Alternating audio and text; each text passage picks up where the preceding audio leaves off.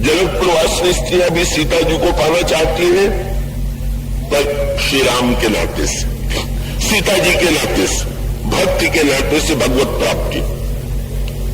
और भाई गांव की स्त्रियां का वो गांव की स्त्रियां तो जनकपुरवासिनी स्त्रियों से भी आगे निकल गई। का तीनों बैठे हुए थे बट वृक्ष की छाया में, और तब जनकपुरवासिनी स्त्रियों के मन में निकट पहुंचने की इच्छा उत्पन्न हुई। पर किसके निकट गए? न श्री राम के पास, न श्री लक्ष्मण जी के पास, जहां श्री सीता जी है उनके पास। भक्ति देवी के चरणों में जाकर के बैठ गई और प्रणाम करके पूछती है, ये आपके कौन है? बड़ी अनोखी बात है, आपके कौन है क्या ये पता नहीं है क्या? तो वो सांकेतिक भाषा ये थी, गांव की स्त्रियों ने बड़ी अनोखी पद्धति से जो बात कही, इसको कविताली रामायण में गोस्वामी जी ने कहा, ईश्वर क्या है तो उसको समझ पाना बड़ा कठिन है, उसका स्वरूप अनिर्वचनीय। इसलिए जनक नंदन सीता जी ने गांव की स्त्रियों को जब प्रभु का परिचय दिया तो वाणी से न देकर के नेत्र से दिया। ये वाणी से न देने का अभिप्राय यह है कि ये संबंध और ये परिचय जो है वो वाणी का विषय न होकर के ये तो केवल संकेत का विषय है, क्योंकि वाणी में अर्थ की सीमा है और संकेत में अर्थ लेने वाला व्यक्ति क्या अर्थ लेता है का वो उसकी अपनी अपनी बुद्धिमत्ता पर निर्भर है। इसलिए वाणी की अपेक्षा ईश्वर के संदर्भ में संकेत का अधिक महत्व है।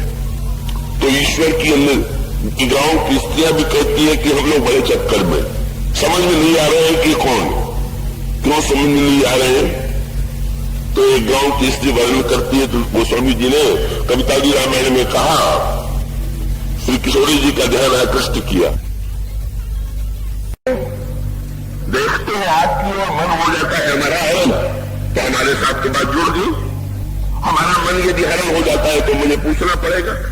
आपकी ओर देखते हैं तो पूछत ग्राम बधू शेष, यह सामर्थ्य सखी रावणों को भक्ति के नाते उसका सांकेतिक तत्व है। तो वे ग्राम वासिनी स्त्रियां ईश्वर को जानना चाहती है, पाना चाहती है, और उसके लिए वे सांकेतिक भाषा में भक्ति रूपा सीता जी का आश्रय लेती है। और जनक नंदिनी सीता उनकी भावनाओं से प्रसन्न होकर के अपनी दृष्टि की भंगिमा से, अपनी दृष्टि के संकेत से ग्रामवासिनी स्त्रियों को बता देती है, और वो ग्रामवासिनी स्त्रियां धन्य हो जाती है। धनी मुदित सब ग्राम बधूटी रविकल राय राशि जनूलूटी। तो जनकपुरवासिनी स्त्रियों ने पाया तो सीता जी के सहारे राम को पाया। ग्रामवासिनी स्त्रियों ने अगर उनके स्वरूप और संबंध का परिचय प्राप्त किया तो उन्होंने भक्ति रूपा सीता के माध्यम से प्राप्त किया। पर ये देह नगर से आने वाली जो शूर्पणखा, इसकी बुद्धि विडंबना ये है कि जब ये भगवान राम को पाने के लिए आती है तो अपने शरीर को सुंदर बनाती है। सीता जी की ओर दृष्टि उठा करके भी नहीं देखती, श्री राम के सामने खड़ी हो जाती है और श्री राम से विवाह का प्रस्ताव करती है। श्री राम की सुंदरता की प्रशंसा करती है, लेकिन प्रशंसा करने के साथ साथ एक बात उसने स्पष्ट कर दिया। उसको ये लगा कि मैं श्री राम से जब विवाह का प्रस्ताव कर रही हूं, उसको पूरा विश्वास था कि ये तो विवाह कर ही लेंगे। पर बाद में शायद कभी ये न कहने लगे कि तुम मेरे पास आई थी, तुम्हें गरज थी, तो मैं आज ही से उनको सावधान कर दूं।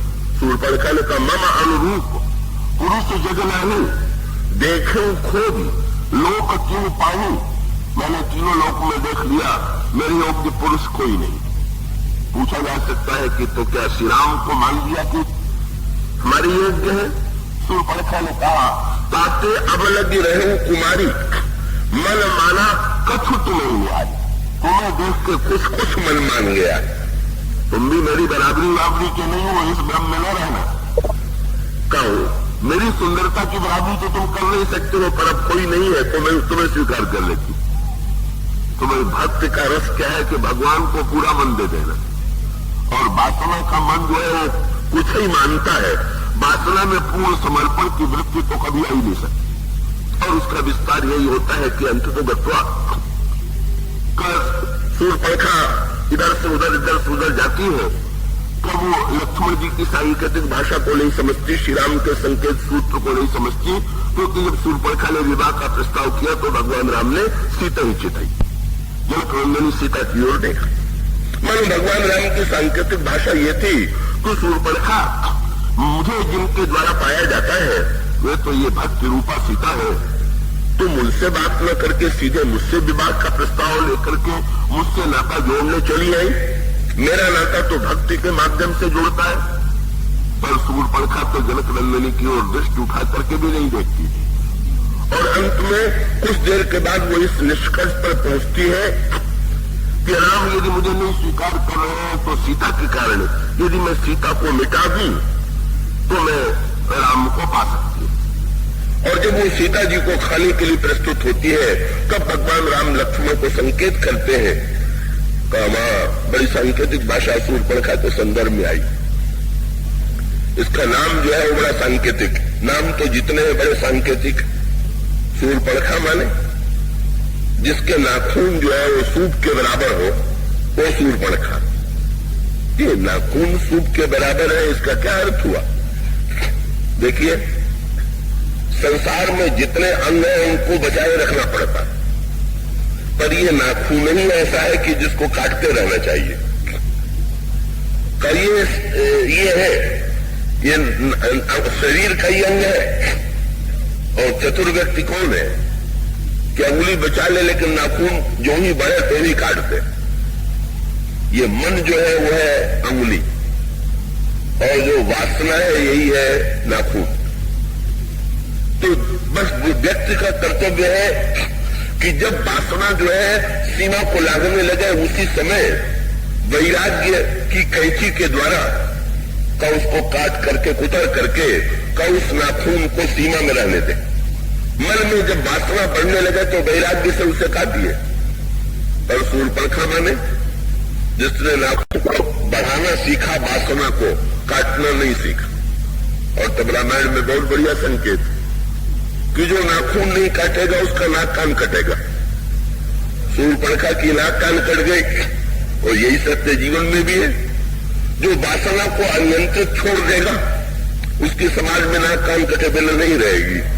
तो जो व्यक्ति मनमाना आचरण करेगा, मनमाना अनियंत्रित आचरण जीवन में होगा तो क्या उसकी नाक कान कटे बिना रह सकती है?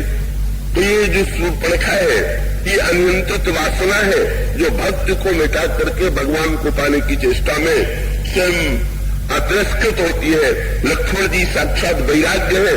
भगवान ने कह दिया जब भक्ति पर आक्रमण हो रहा है तो फिर ऐसी परिस्थितियों में वैराग्य के द्वारा वासना का जो विरूपीकरण है वो आवश्यक है। लक्ष्मण तुम वैराग्य हो, तुम इस वासना की जो कुरूपता है, इसकी जो दुर्वृत्ति है इसे तुम प्रकट कर दो। और इस तरह से शूर्पणखा भक्त के बिना भगवान को पाने में असमर्थ हो जाती है।